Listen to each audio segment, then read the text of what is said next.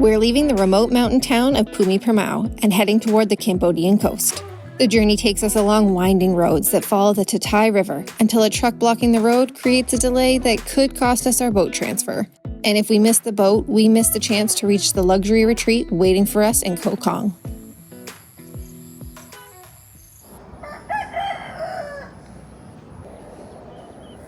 Good morning. I actually am not 100% sure on the name of the place that we're at, but we'll put it down here somewhere. But we just woke up not long ago at the villa that we stayed at last night, and it was a pretty good sleep. The bed was really comfortable, the AC was really cold, and the shower pressure and heat was excellent. I think we were talking a little bit yesterday about how much the food was going to cost that we ordered here. It ended up only being $5 American for both of our meals total altogether. So we ended up getting some more pork fried rice to go this morning. And then I think we're gonna go down the street. There's a Cafe Amazon here, which was unexpected. So I think we're gonna go check out the coffee situation there before hitting the road. Google says it's about a 3-hour drive today. So we're automatically adding on at least another hour. So we're looking at probably a minimum of 4 hours. And we're heading to, I believe it's the Koh Kong area. We're going to a luxury villa for 3 nights. I am super excited. We've had some rough times the past couple of weeks, and I think, even though we've stayed in some places for a little bit longer to try and rest and recover, I feel like this island retreat is going to feel really, really good. So we're really excited to share that with you later today. We'll be arriving there. But for now, we're gonna get some food and hit the road, and we've got a couple of stops along the way. At least one stop along the way for something brand new to the area. So we're pretty excited to get to capture that. Some of the first people to capture it probably. And then the area that we're going to see this site also has the last LPG station between that town, basically about 45 minutes from here, and where we're going to end up today. So fingers crossed it's open, it works, we can get gas filled up, and that we'll make it all the way there with the tank that we've got.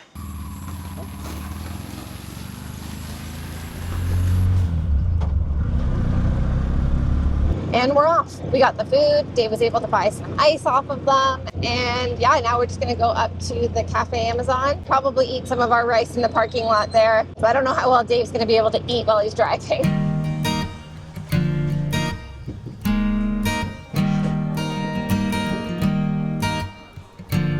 Good morning.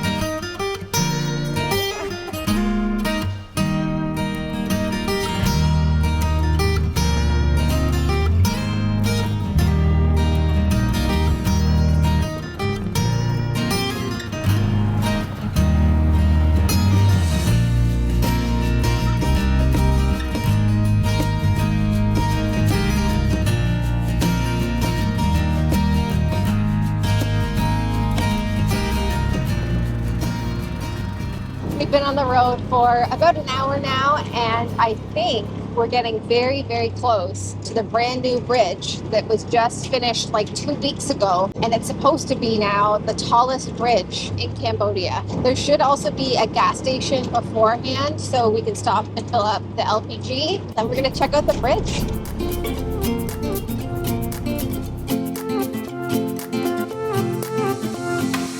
You can see where the old bridge was. There's still some of the supports there, but brand new bridge. It's only been open 2 weeks, basically, exactly, I think 15 days.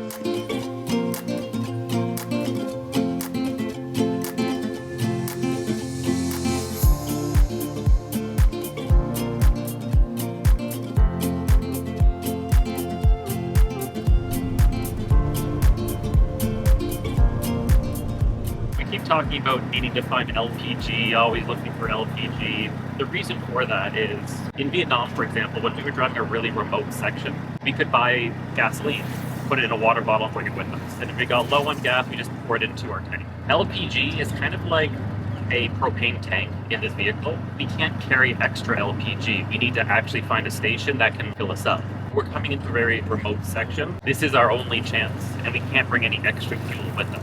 The last LPG station is supposed to be somewhere up here, but I don't see the station.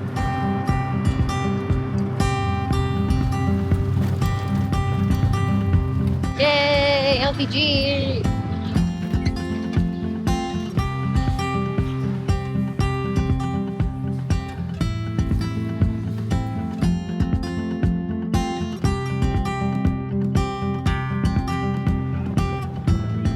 Now we are on our way to our final destination. It says we're 110 kilometers away, which is supposed to take us about 2.5 hours. The uncertainty around today, which is why we left so early, is twofold. One, we're going to a location that's on an island, and the island has 2 pickup times. They pick up at 2 p.m.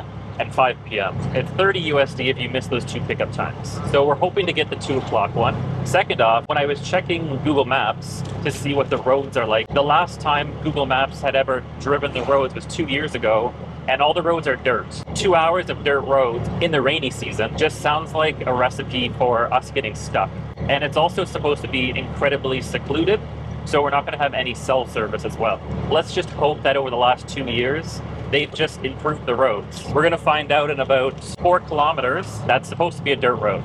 So if it's not a dirt road, it's going to be a good day. If it is a dirt road, it's not going to be as great a day. All right, we're coming up on the moment of truth. Cross your fingers that it is a paved road.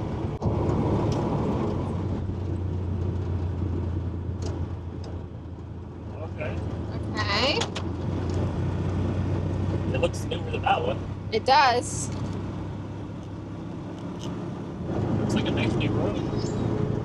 All right, so as of May 30th, 2025, the old dirt road is now a paved road. It's definitely new. They don't even have side markers dug into the ground yet. They're just kind of laying on the side of the road. I'm going to say every kilometer of the next 100 kilometers that's not dirt is a win.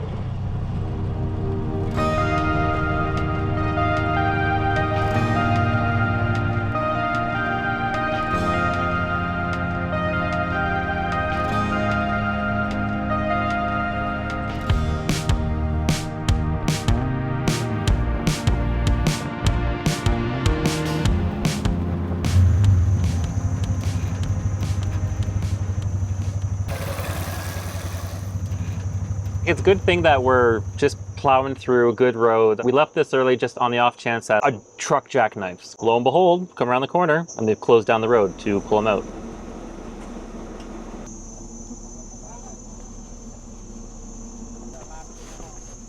This truck has caused quite the backup of traffic, but it looks like they're finally making some good progress. And I mean, the truck is currently in the air. So I'm hoping that means we'll be back on the road soon.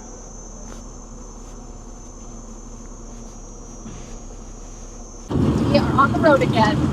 That was, I want to say 30 to 40 minutes. I wasn't really keeping track. It was interesting to watch that there was quite a lineup of people by the time they finished it. Looked a little banged up, but overall, I think everything went well. It didn't look like anybody was hurt. And we were the first ones to go through the roadblock on our side. We're now going to be passed by about 50 vehicles over the next few minutes.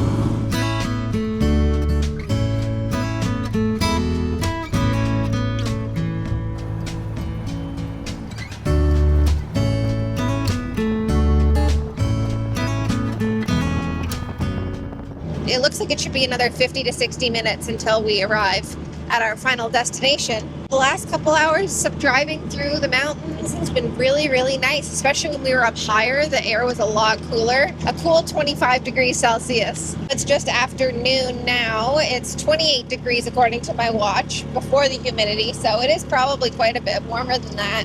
The roads have been really windy, a lot of up and down.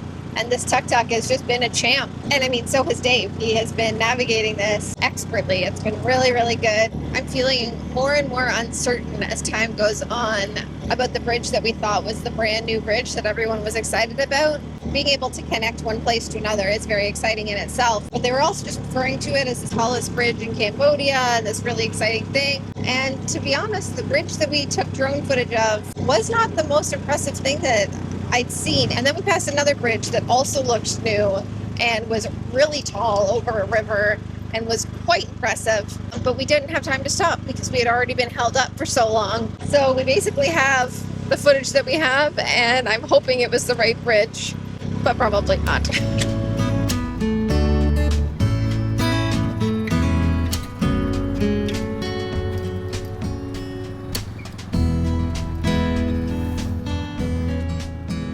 We're about 25 minutes out now from our final destination. but we've decided to come into the town of Koh Kong, at least the area of Koh Kong. I'm not 100% sure which it is, but we've come into town because they have a 7-Eleven here. And once we get to the villa that we're staying at for the next couple of nights, they have food and drinks and everything there, but no, I don't believe there's any snacks. And we're snackers. So Dave's gonna run in and grab us some snacks and maybe a couple of drinks. And I'm gonna wait in the tuk-tuk with all of our stuff. Dave's back with the 7-Eleven haul, and now we are heading to the meeting spot to catch a boat to our villa. We're about 10 minutes out now, and I wanted to give one final update on how things are going. The roads are still fully paved. They're in great condition, looks brand new. The hills are really giving our tuk-tuk a run for its money. It's struggling to get up some of these hills. It looks like we're gonna get there with half an hour to spare before our boat transfer. Hopefully these last 10 minutes are uneventful. This last section of road that we're on now, though, does seem unfinished. It seems like they've got like the first layer of asphalt down, and they've still got netting on the sides of the road. There's still the occasional big bump as you get from one layer of asphalt to another.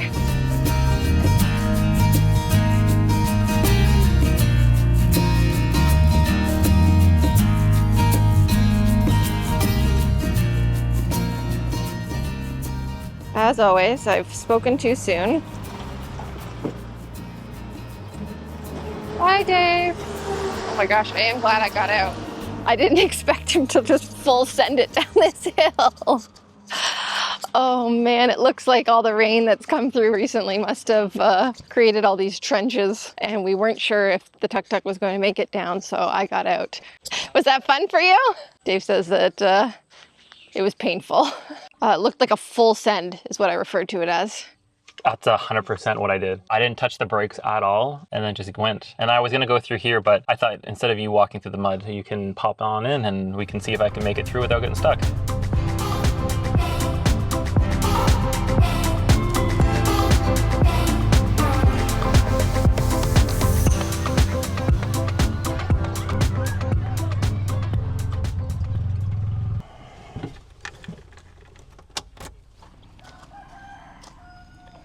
Two official greeters here. Oh. After a long journey, we finally arrived at the Canvas Orchids luxury retreat in Koh Kong. We'll be spending the next 3 nights here, and in the next video, we'll take you inside to experience what makes this floating eco lodge so special. If you enjoyed this video, don't forget to subscribe. Thanks so much for watching, and we'll see you in the next one.